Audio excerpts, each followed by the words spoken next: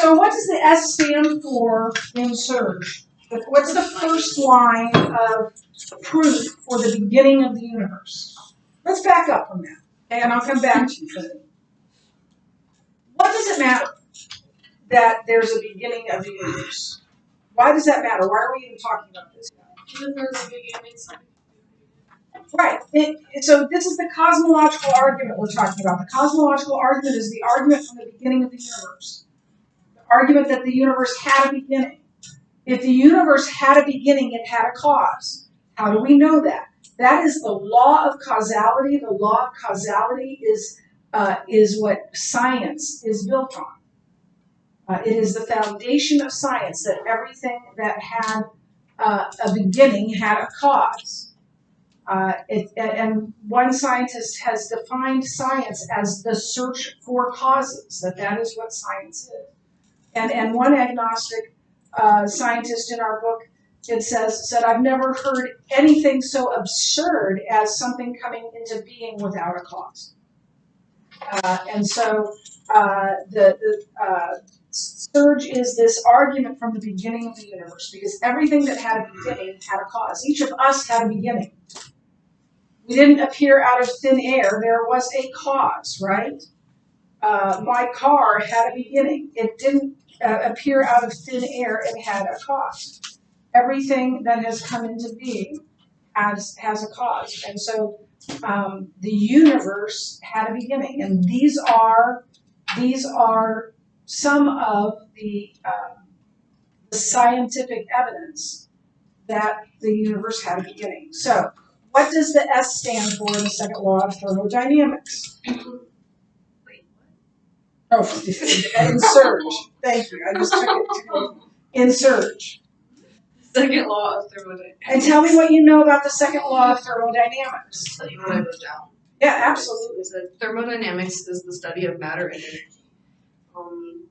Second law of thermodynamics states that the universe is running out of usable energy, and the first law of thermodynamics states that the total amount of energy in the universe is constant, and the two laws go hand in hand. Right. Now, when it says that the amount of energy, when the first law of thermodynamics says that the amount of energy in the universe is constant, what does that mean? What does the book tell you that meant?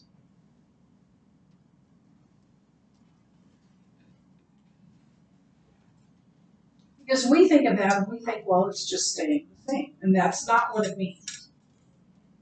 The universe has only a finite amount of energy. The universe only has a finite amount of energy. What does finite mean? Yes? Not infinite. Not infinite. Yeah, it only has a certain amount. And I think it likened with, the gas in your car. If you leave your car running, your car only has a finite amount of gas.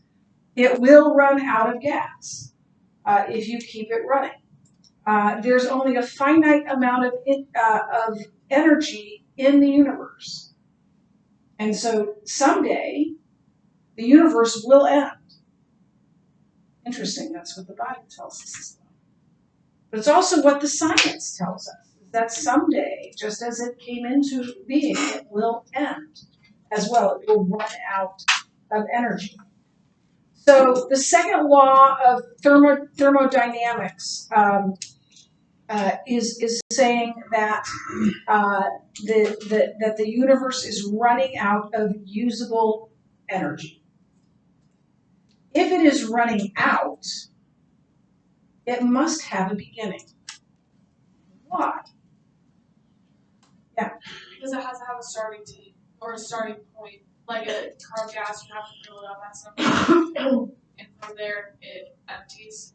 Right. If the universe was infinite, because the universe only has a finite amount of energy, it would have run out one day. If the universe has always been. So the second law of thermodynamics tells us it can't be an infinite.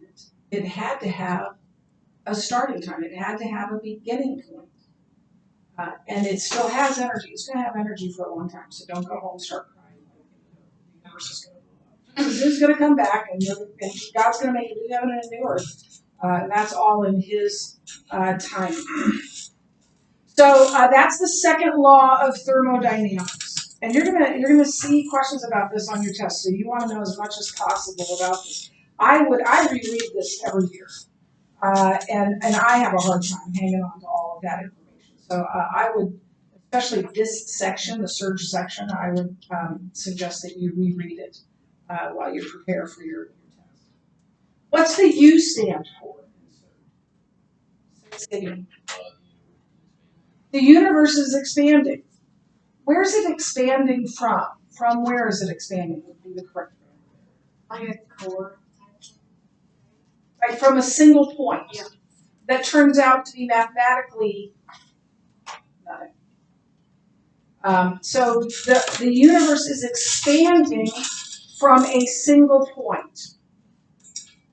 And that's the second line of evidence for the universe having a beginning. Why? How is that evidence for a beginning? If it's expanding, it must have had a certain point. Not just small. Well, is that actually nothing? Yeah. But yes, it exploded. The universe exploded out of nothing. At least nothing material. So yeah, if they likened it to playing a movie backwards. Have you ever played a movie backwards? Right, and you get to the end of the tape and it just and it's done. Right.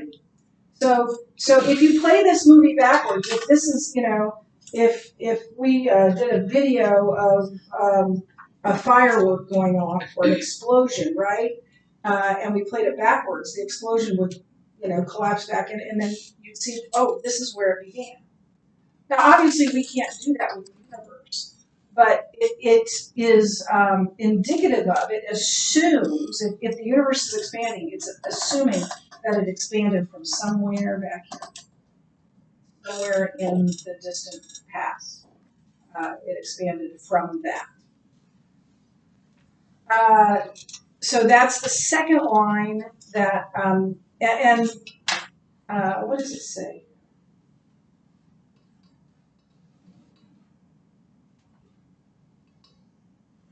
So, okay, it's important, so I'm on page 79, about 2/3 of the way down. It's important to understand that the universe is not expanding into empty space, but space itself is expanding. There was no space before the Big Bang. It's also important to understand that the universe did not emerge from existing material, but from nothing. That was no matter before, there was no matter before the Big Bang. In fact, chronologically, there was no before the Big Bang, because there are no befores without time. And there was no time until the Big Bang. At the Big Bang, all time, all space, all matter came into being.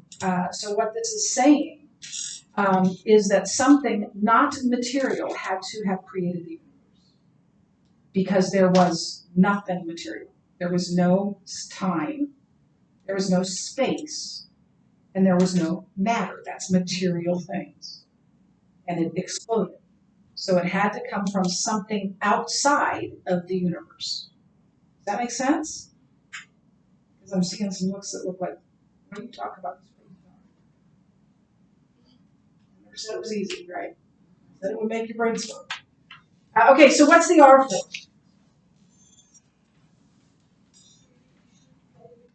Radiation from the Big Bang. Somebody talk to me about what that means. Yeah, say it again. I don't remember when the scientists have found radiation that they believe was left over from the Big Bang. I think it's like the amount or the type that it was from that big of a Yeah, a lot of these, a lot of these things were discovered because the mathematicians said, well, if that's true, if the Big Bang is true, then we should be able to see this. And so then people began, I'm going to open up the door. And we're not that loud, Much of a class. We can open up that one too. The mathematicians said that we should see this kind of radiation. And so then the search was on to find the radiation from the Big Bang. And you're right, two guys, Penzias and Wilson, found it. Found that leftover radiation called the afterglow from the Big Bang. But not only did they find it, it was exactly what the mathematicians said it would be. Exactly the correct wavelength, the correct heat, the correct everything that should have been there if the Big Bang had occurred. So now it's more evidence at the Big Bang that the universe exploded out of nothing. All time, all space, all matter came into big being out of nothing material. Wait, so the Big Bang technically did happen then? Oh yeah, the Big Bang is. But it's not like the Scientists Big just Bang disagree theory. based on what it. The issue isn't what did the Big Bang happen. The Big Bang happened. The issue is who made it bang, who made it happen, right? And so if scientists try as they may to say it just happened, there's nothing, that doesn't make any sense. Everything that had a beginning had a cause. So the only argument is, what was the cause? And many scientists are holding on to their atheism, and we'll talk about some of the alternate theories as we go through this. One of them is that aliens did it. There's zero proof of aliens.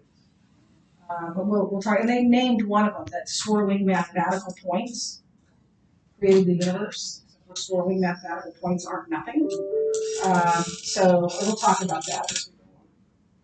So they found this radiation that was exactly what was predicted if the universe exploded out of nothing. Okay.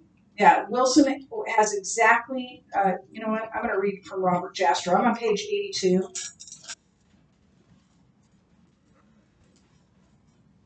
And it's the toward the top, it's the quote by Robert Jastrow, who was an agnostic. He didn't know if there was a God or not. Or he said God was unknowable if he exists. No explanation other than the Big Bang has been found for the fireball radiation. The clincher, which has convinced almost the last doubting Thomas, interesting, is that the radiation discovered by Penzias and Wilson has exactly the pattern of wavelengths expected for the light and heat produced in a great explosion. Supporters of the steady state theory that the universe has always been have tried desperately to find an alternative explanation, but they have failed. At the present time, the Big Bang theory has no competitors. There's no other explanation. What does the G stand for? Great galaxy seeds. Great galaxy seeds. Anyone want to explain the great galaxy seeds? This was also based on a prediction, a mathematical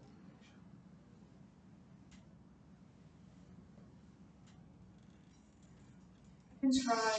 Yep, I know, I hear you. I can too. I said it's ripples that show the expansion and explosion of the universe.